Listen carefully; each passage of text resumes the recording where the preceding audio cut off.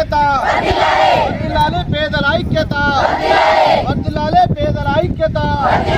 174 survey number ప్రభుత్వ భూమిని పేద ప్రజలకు, 174 సర్వే నంబరు ప్రభుత్వ భూమిని పేద ప్రజలకు. 30 పోలీస్ యాక్ట్ ఉంటుంది. సో మనకు 4 మెంబర్స్ కంటే ఎక్కువగా మనం ఉండడానికి లేదు ఎవరం కూడా. ఏదన్నా మీరు పర్మిషన్తో చేస్తే పర్వాలేదు, మనం పర్మిషన్ ఏమీ లేదు. 30 పోలీస్ యాక్ట్ ఉన్నప్పుడు మనకు 4 మెంబర్స్ కంటే ఎక్కువగా ఉంటే అది అతను. సో దాని ప్రకారంగానే మిమ్మల్ని అటు ఇటు ఎవరి ఇళ్లకు వాళ్ళని పంపించాల్సినటువంటి బాధ్యత మాకు ఉంది. మా సిబి గారి ఇన్స్ట్రక్షన్స్ కావచ్చు, 30 పోలీస్ యాక్ట్ ఫాలో అవ్వాల్సినటువంటి బాధ్యత మాకు ఉంది. నీకు తెలుసు, అందరికీ తెలియకపోవచ్చు. దాని ప్రకారంగా మేము మా పనులు మేము చేసుకోవాలి. అంటే మీరు అంతగానే చేస్తున్నారు, మీరు ఎవరు జోలికి పోతున్నారు, మీ పని మీద చేస్తున్నారు, మీ మానాన్ని మీరు ఉంటున్నారు. అంతే రకంగా చెప్పాలంటే మీ పని మీద చేస్తున్నారు, దాన్ని తప్పట్లేదు. కానీ మన దగ్గర 30 పోలీస్ యాక్ట్ ఉంది. సో అది ఇక్కడ ఎంతమంది ఉండడానికి వీలు లేదు. దాని ప్రకారంగా మేము వచ్చే తీసుకోవాలి. అంతేగాని చట్ట ప్రకారంగా మీరు భూమిలోకి వచ్చినారని దాంట్లోకి వచ్చినారని ఇంకేందో అని మిమ్మల్ని ఇబ్బంది పెట్టట్లేదు. అదంతా ఉంది. నిరసన తెలిపారు అని చెప్పారు. అంతా అయిపోయింది. ఈ భూమి మీదకి ఎస్పెషల్ రావడానికి కారణాలు కూడా అందరికీ తెలుసు, మీకు తెలుసు, ప్రభుత్వాన్ని మేల్కొల్పి ప్రభుత్వం ఇది స్వాధీనం చేసుకోవాలని సుదీర్ఘ కాలంగా పోరాటం చేసినాం సార్. ఆ పోరాటం చేసిన భూమిని కూడా మళ్ళీ గతలో వచ్చి ఎత్తుకుపోవడానికి ప్రయత్నం చేస్తా ఉన్నాం సార్.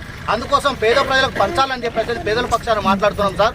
ఒక్కోడు భూమి మొత్తం తీసుకొని పోతే ఏం లేదు సార్. పేద ప్రజలు అందరికీ పంచాలంటే సార్ మీ స్ట్రాటజీ ఏదైతే ఉంటుందో, మీ ప్రొసీజర్ ఏదైతే ఉంటుందో, మీ ప్రొసీజర్ ప్రకారం మీరు మా డ్యూటీ ప్రకారం ఎందుకంటే ఎవరు ఇబ్బంది పడద్దు.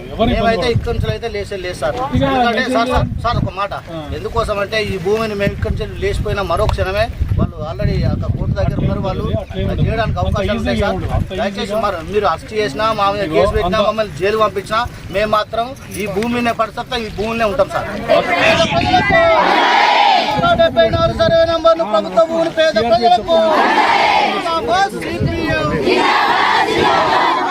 కబ్జా కోర్ల నుండి స్వాధీనం చేసుకున్న 174 సర్వే నంబర్ ప్రభుత్వ భూమిని పేద ప్రజలకు.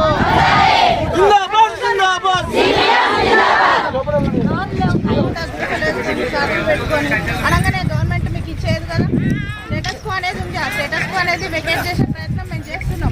ఈ రోజు కూడా మా డ్యూటీ గారు హైకోర్టుకి వెళ్ళి 2 సంవత్సరాలు సార్లు పెట్టాం మేడం. ఇక్కడ ప్రభుత్వ భూమి ఉన్నది.